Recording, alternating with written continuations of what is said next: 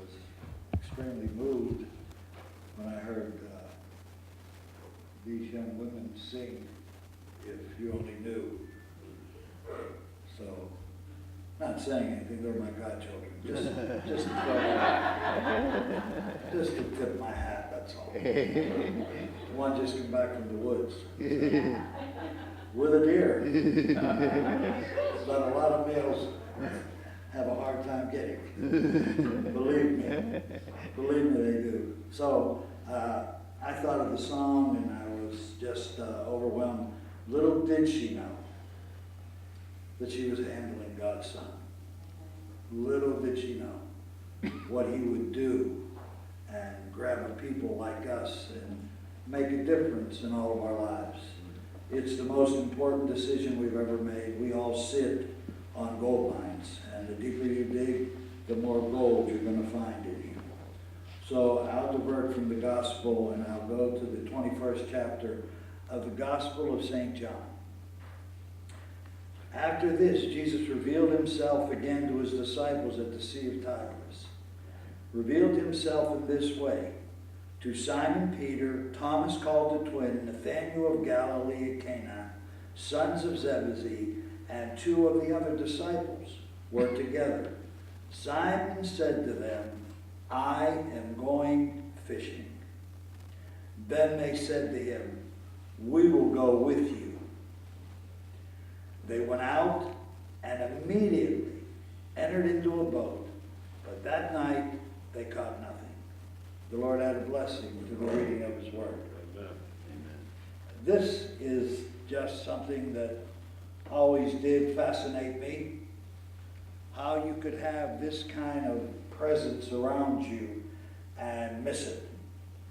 In the chapter prior to, he had just risen. These men were locked in a room, and he goes in to the room and begins to converse with them. Thomas wasn't there. As courteous as the Lord is, and as kind as he is, he shows back up. And Thomas now sticks his fingers into his hands and his side. He proves himself, which he really didn't have to do. So now, after this is said and done, he now reveals himself again to his disciples. All right? And Peter said, "I've had enough. This is it. It's over. Okay? I am tired of this spiritual juggernaut that I'm on. Now you see him, now you don't. He's here, he's there. What in the world am I going to do?" Now notice the biggest thing of all. People are so easily led and controlled. These men that were talked about followed his lead because he was the first one that recognized that Jesus Christ is Lord.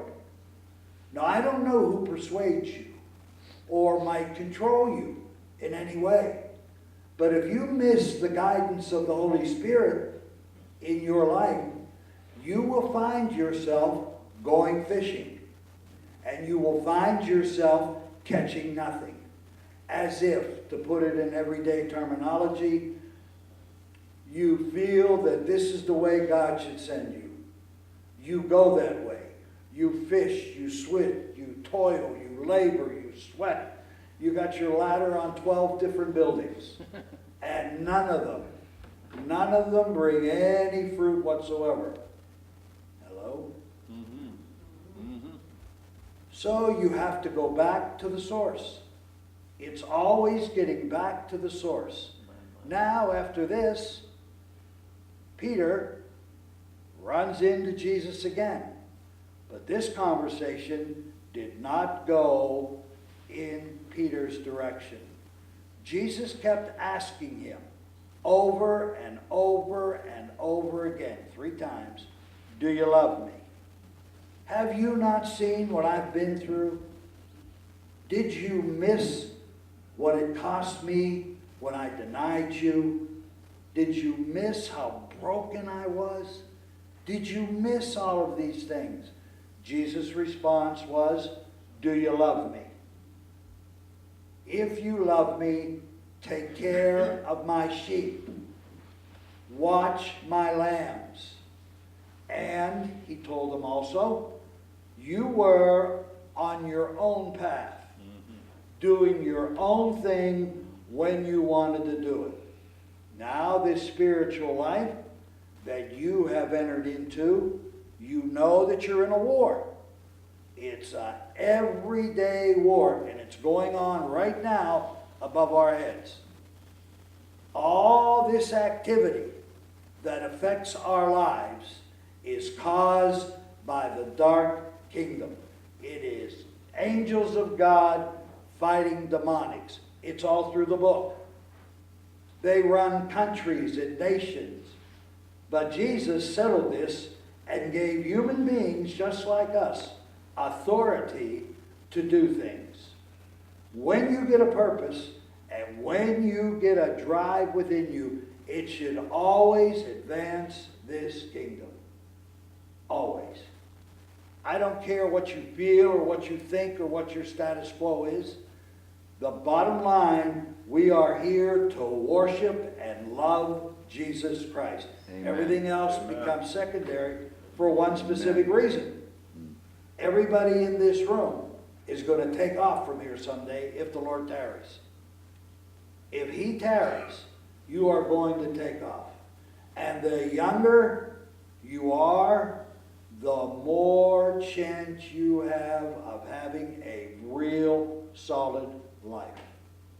He makes a difference no matter whose life he enters, no matter how he enters it. Peter was a little confused. I would have gotten tired myself.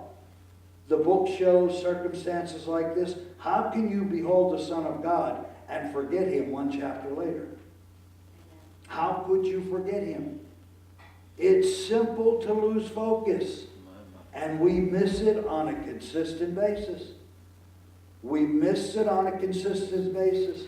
The Lord comes by our lives. The eyes of our understanding have been opened. We miss the main thing that God is doing in our life. And what is he doing? He's not changing everybody else. He wants to change you. That's what he wants to do. That's his purpose. And that's why it's so hard. For the simple reason, your flesh does not want to change. You like setting your own agenda. You like doing your own thing. And you want no one else to tell you otherwise. Is that a proper way to live? It's not a scriptural way to live. Because everybody in this book had someone that influenced their lives to go towards that cross. Everyone. None of them. Jesus was under guidance of his Father and the Holy Spirit. He did nothing without that.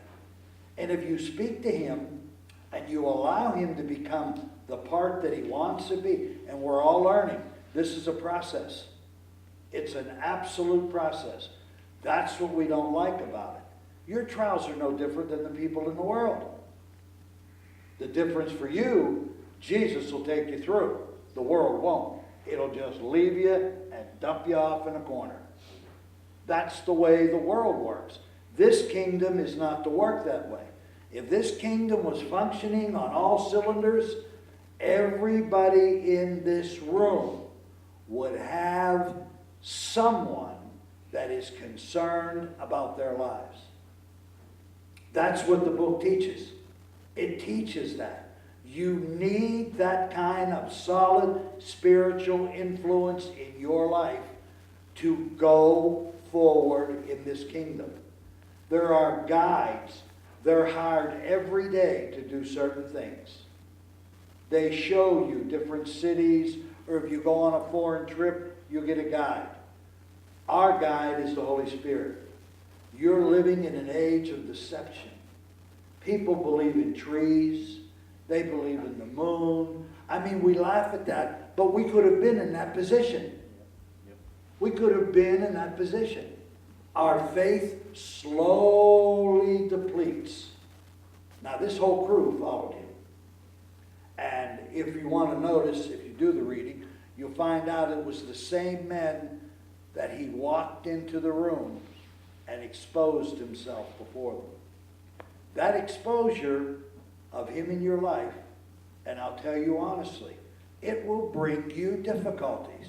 Because if there's anything your enemy wants, he doesn't want you to get closer to Jesus.